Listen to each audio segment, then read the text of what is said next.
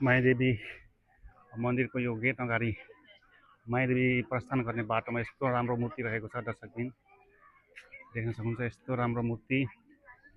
यहाँनिर चाहिँ धेरै फोटो खिच्नेको भिडभाड सधैँ हुने गर्छ। पर्यटकहरू एकदमै आवत जावत क्रम जारी छ। यति बेला म मायादेवी मन्दिरभित्र प्रवेश गरिसकेँ।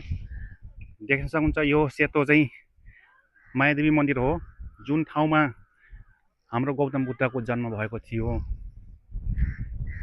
वरिपरि एकदमै हरियाली छ वातावरण साथीहरू, एकदमै रोमान्स।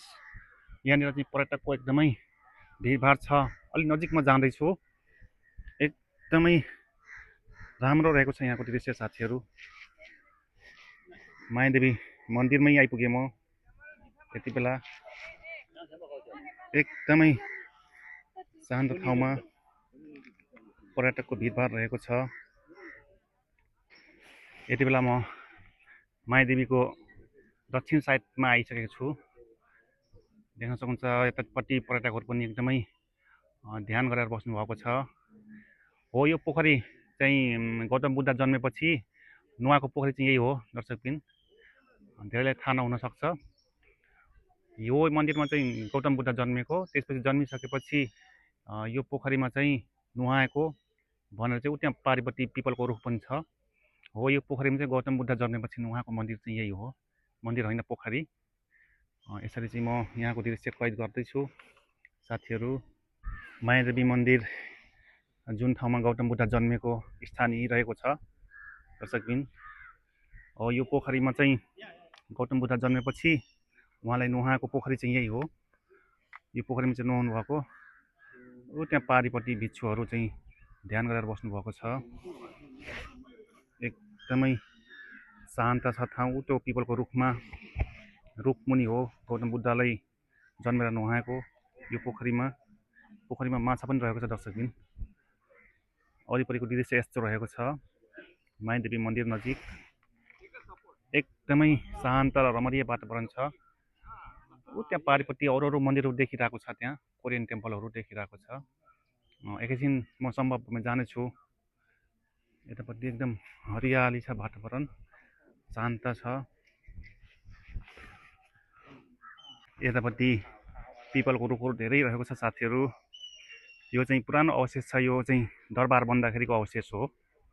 यसरी त्यहाँ पिपलको रुख छ, एकदमै गरिएको छ। यो गौतम बुद्ध जन्मेको स्थान यस्तो रहेको छ। त्यहाँनिर चाहिँ ध्यान गरेर बस्नु भएको छ यो भक्तजन। त्यसपछि विदेशी पर्यटकहरू हुनुहुन्छ, उहाँहरू गौतम बुद्ध जन्मेकै ठाउँ भनेर चाहिँ उहाँहरू चाहिँ ध्यान गर्न आउनुभएको यहाँनिर।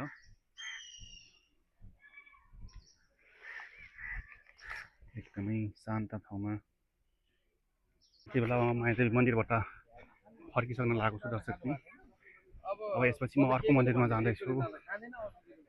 देख्न सक्नुहुन्छ पर्यटकको आउने जाने भिड एकदमै जारी छ। पर्यटकहरू आउने जाने क्रम जारी छ। टिकट काउन्टर भनेर लेखिरहेको छ। म चाहिँ नजिकैबाट देखाउँदैछु यो सिनलाई। देख्नुहुन्छ माथि एकदमै ठुलो गजुर, त्यसपछि यहाँनिर मूर्ति पनि बनाइएको छ। यो वरिपरि घुम्न त एकछिन लाग्छ गाइजहरू, म चाहिँ घुमौँ कि नघुमौँ भन्ने भइरहेछ क्या। एकदमै ठुलो यो लुम्बिनीको सिन रहेको छ साथीहरू। विश्व शान्ति स्तूप लुम्बिनी देख्नुहुन्छ। त्यहाँ माथि बुद्धको मूर्ति बनाइएको छ। यतापट्टि हरियाली छ, वन जङ्गल छ, एकदमै राम्रो वातावरण, सुन्दर शान्त एकदमै सफा वातावरण रहेको छ। यहाँनिर घन्टी पनि छ। यो वरिपरि घुम्न त एकछिन लाग्छ, त्यही भएर म चाहिँ परैबाट भिडियो लिइरहेको छु गाइजहरू।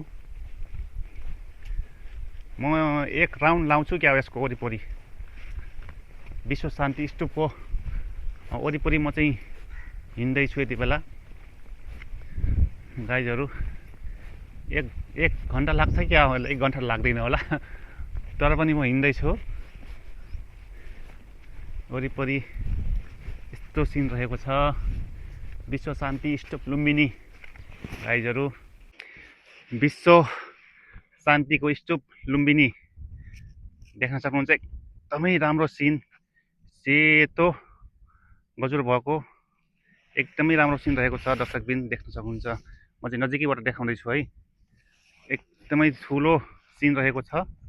म चाहिँ यति बेला लुम्बिनीमा आएको छु। यो चाहिँ विश्व शान्तिको स्तूप रहेको छ। एकदमै रमणीय वातावरण देख्न सक्नुहुन्छ। हरियाली छ यतापट्टि, यतापट्टि हरियाली छ, शान्त छ ठाउँ। र यति बेला म चाहिँ विश्व शान्ति स्तूप लुम्बिनीमा छु। लगभग म यहाँको चाहिँ विभिन्न किसिमको मन्दिरहरू रहेको छ, सकेको म देखाउन प्रयास गर्नेछु। सबै ठाउँमा त जान सकिन्न, तर सम्भव भएसम्म म चाहिँ धेरै मन्दिरको दृश्यहरू म कैद गर्नेछु। यति बेला चाहिँ म विश्व शान्ति स्तूपमा छु अहिले। यति बेला एकदमै शान्त। यो चाहिँ परबाट लिएको भिडियो है, नजिकबाट एकदमै ठुलो छ। यो घुम्न पनि लाग्छ होला, अलि टाइमै लाग्छ यो वरिपरि घुम्नको लागि। तर अहिले चाहिँ म परबाट यो भिडियो लिइरहेको छु साथीहरू। एकदमै राम्रो लाग्यो मलाई।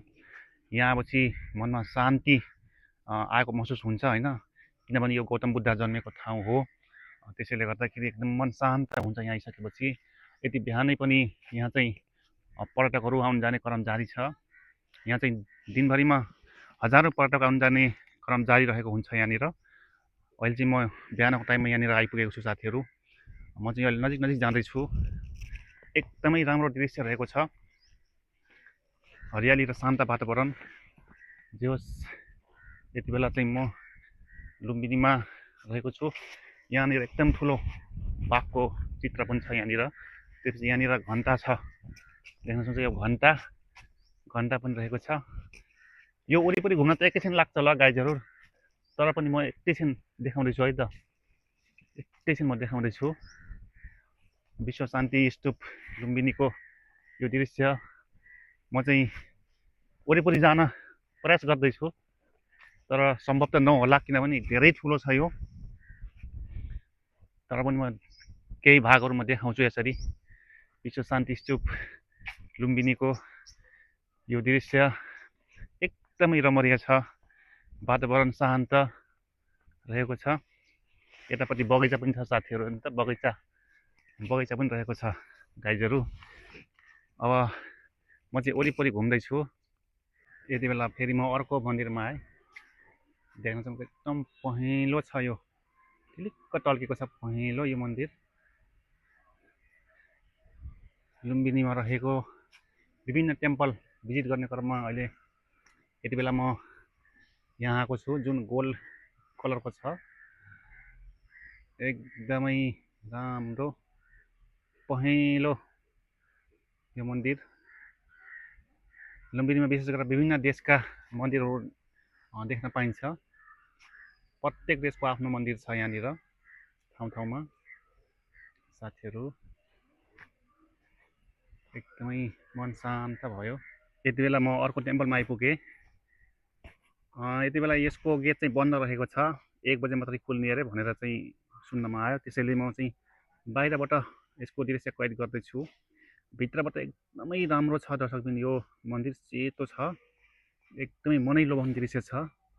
अहिले म प्रवेश गर्न नसकेको हुनाले म चाहिँ बाहिरबाट लिँदैछु यो दृश्य।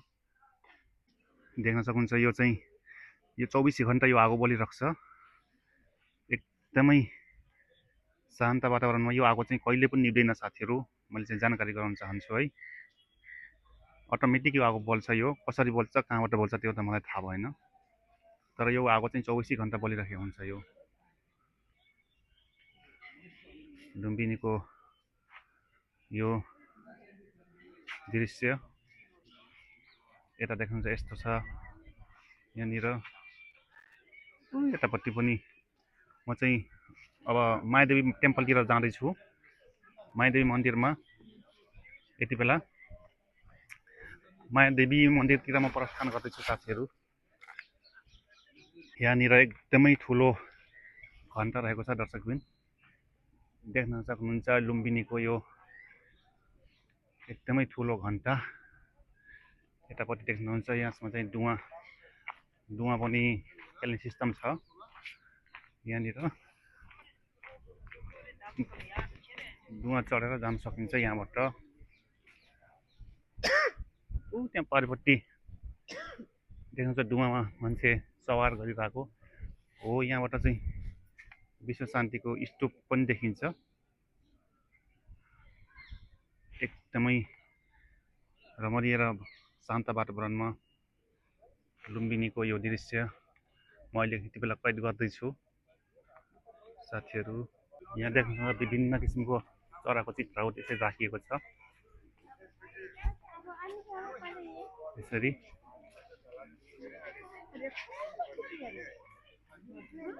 चराको चित्रहरू यता पनि चराको चित्र